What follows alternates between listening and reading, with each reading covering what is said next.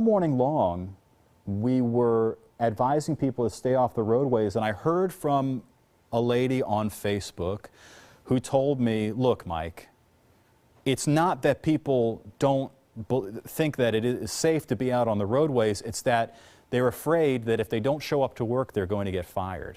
And I got to tell you, man, if that happened, you better take it to Aiken or something, because we are going to kick somebody's behind if they fire you because you didn't head out on a deadly flooded street.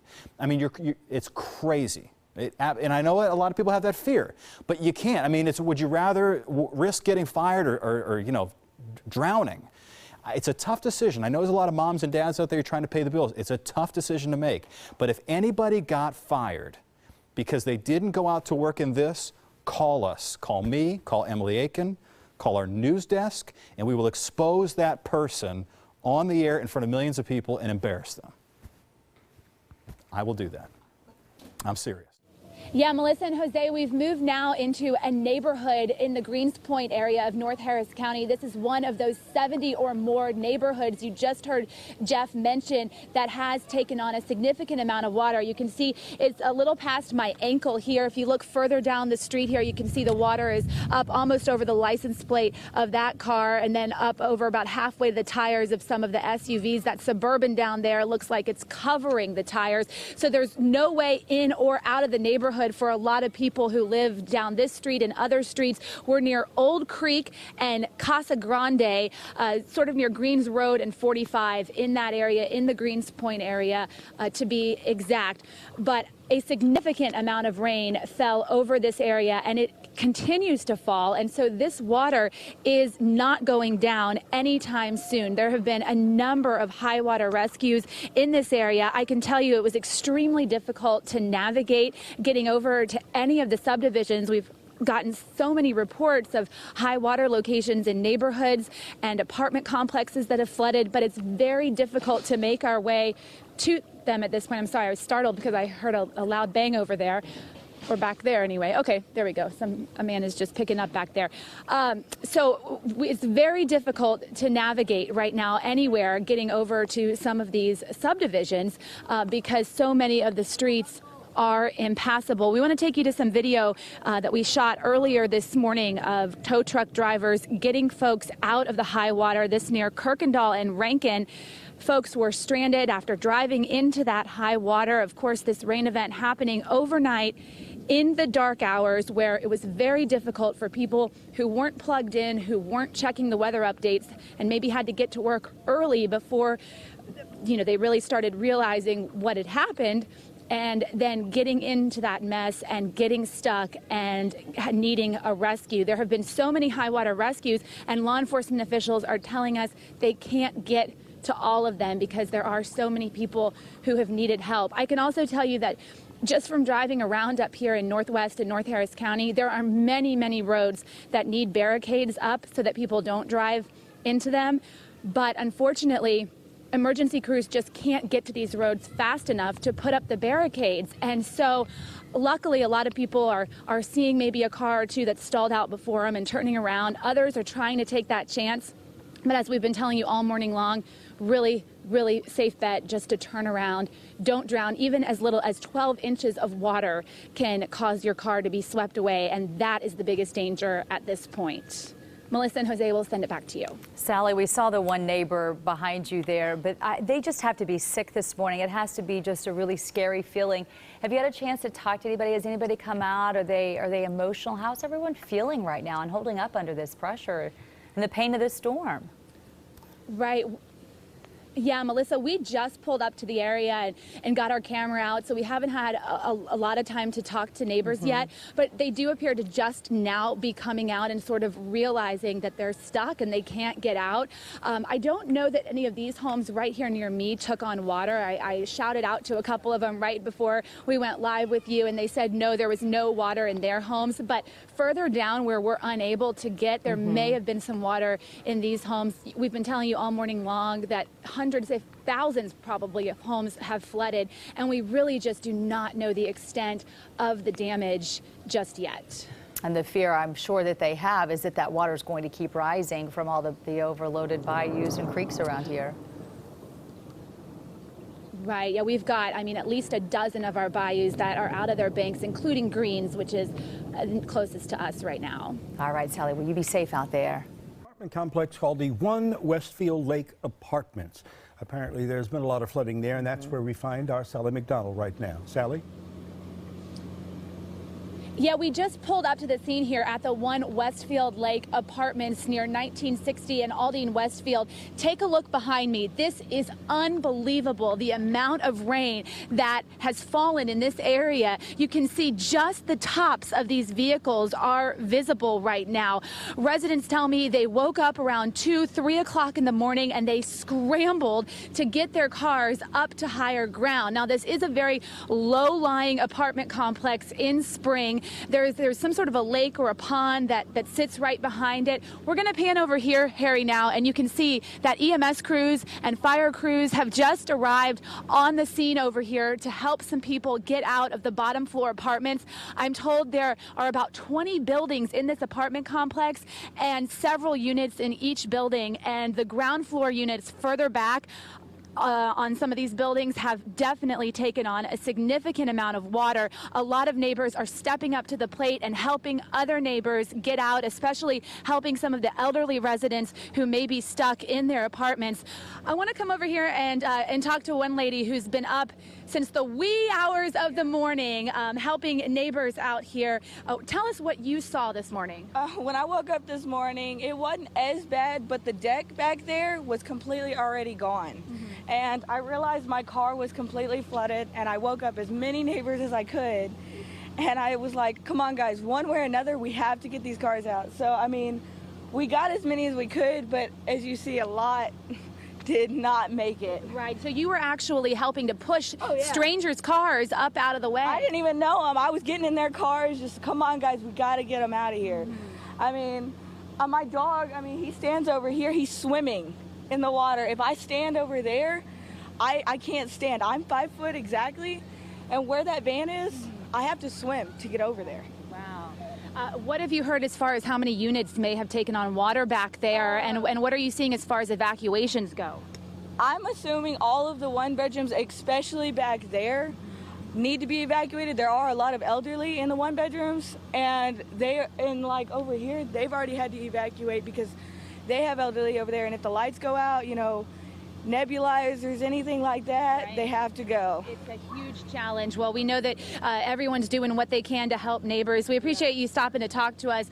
You can see all of the folks who are outside. They are on their balconies there. They have absolutely no place to go this morning because they are stuck here with all of this water, just an incredible amount of rainfall, and it is not letting up yet. We'll send it back to you in the studio.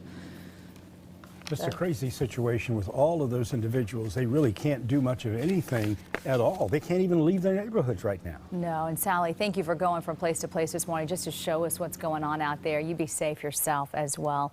And Okay, so we heard a lot about the areas of priority. We know that North Houston is one of them. This is a live picture right now from Skyfox overhead. We're assuming that the Arbor Court apartments are in this view, or some apartment complex with a similar situation. Yeah, this is, there were at least, according to Mayor Turner, 3 apartment complexes in the Greens Point area that were evacuated. We would assume that this is one of them. You can see these cars. The water is up to mid-level on most of these cars. On the bigger trucks, it's up to their wheels. But we've seen plenty of scenes where cars are completely submerged, where you just see the roof. But there have been a lot of people, dozens and dozens, if not in fact more than 100, from these apartment complexes evacuated to Greens Point Mall. That happened several hours ago. The mayor talked about deploying buses, and they would be taken to the M.O. Campbell Center. That's an educational center over there in the 1800 block of Aldine Bender. But just look at this, the massive cars, and you can tell how they're all kind of pushed together there. They moved these to higher ground, got them out of the water, but now these cars have no place to go. So they're just trying to save their property as best they could. Think about the thousands and thousands of people who lost their cars today, lost their vehicles today because of high water.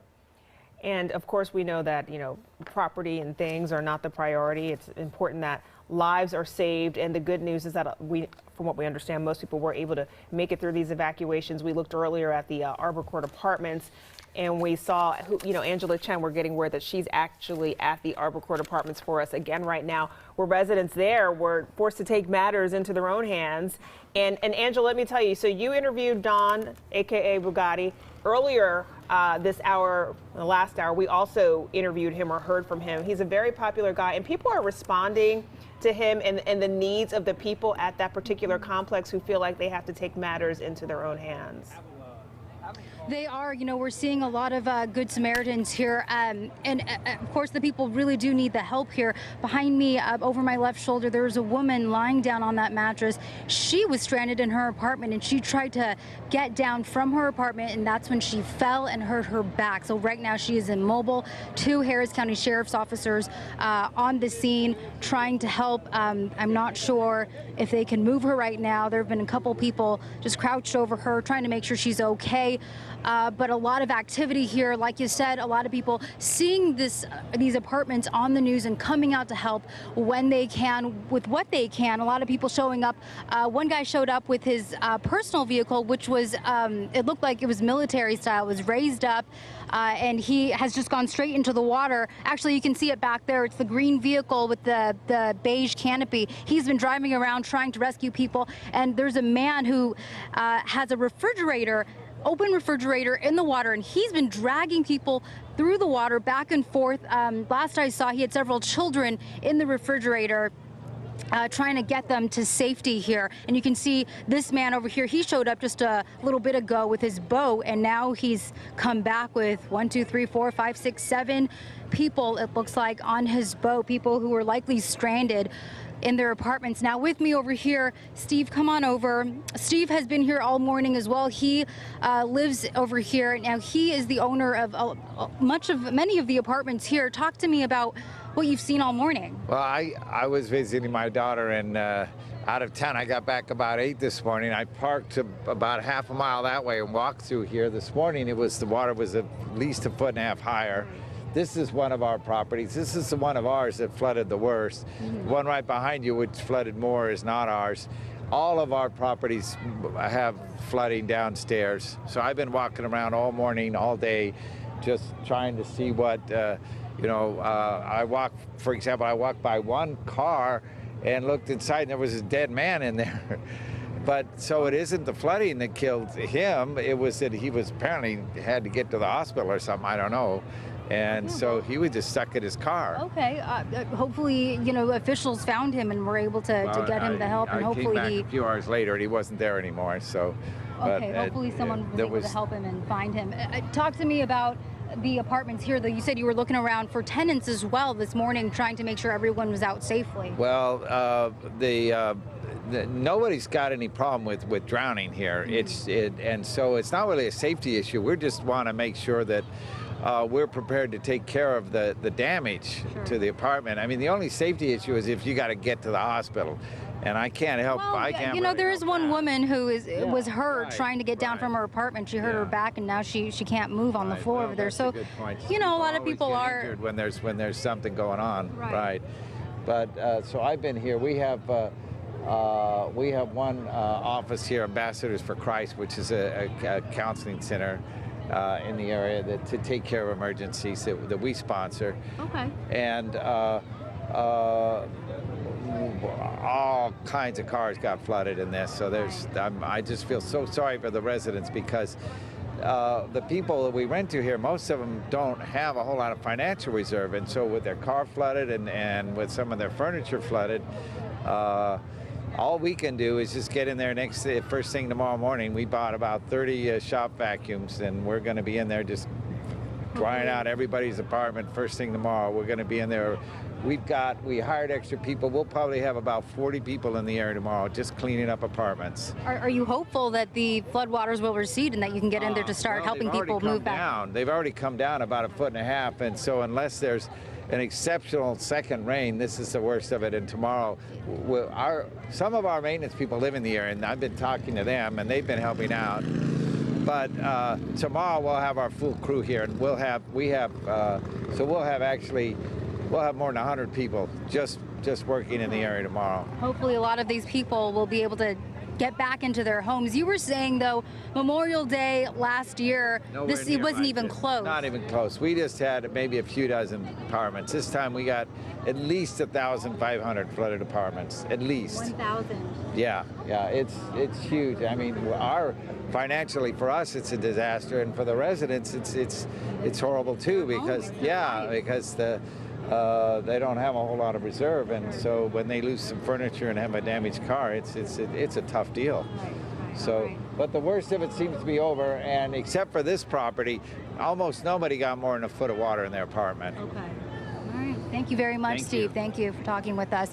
Okay, and as you can see, a lot of larger vehicles pulling through here, a couple school buses coming through.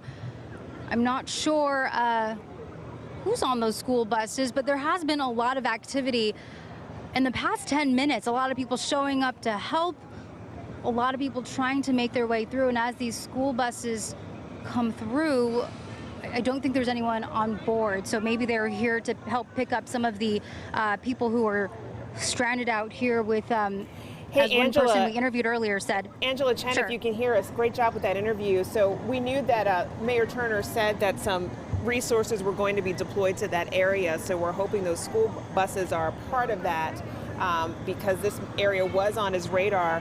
I'm curious, I know you talked with Steve, the owner. Is he still around? Is he still accessible? He is. What's the name of the complex that he owns? Because we keep talking about Arbor Court. We want to make sure we make the distinction. Hey, Steve. Come on back over. Our anchor has a quick question. The name of your apartment, what is the name of your apartment? That's Salado there. That's Salado Apartments. Okay, how do you spell that? S-A-L-A-D-O. Okay, gotcha. So those are the ones that are flooded as well, but not as badly as the Arbor Court apartments. That's the worst one for us. And that's the worst one for your... Yeah, and I don't know if I put it up, but I actually live here myself. I live in Biscayne Apartments. Okay, so down the road. That's about 5 blocks in. I had to park. I got in at 8 this morning. I had to park and walk down this street. It took me 2 hours to walk through here to get to my apartment.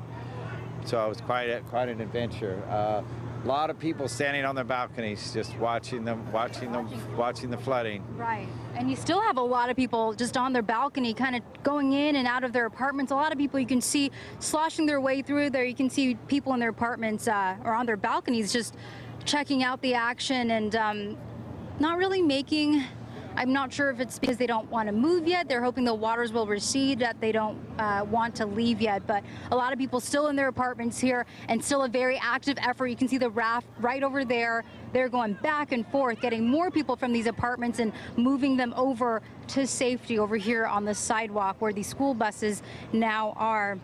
And Angela, it looks like the rescues are coming from the Arbor Court apartments from that side. Okay, we lost Angela.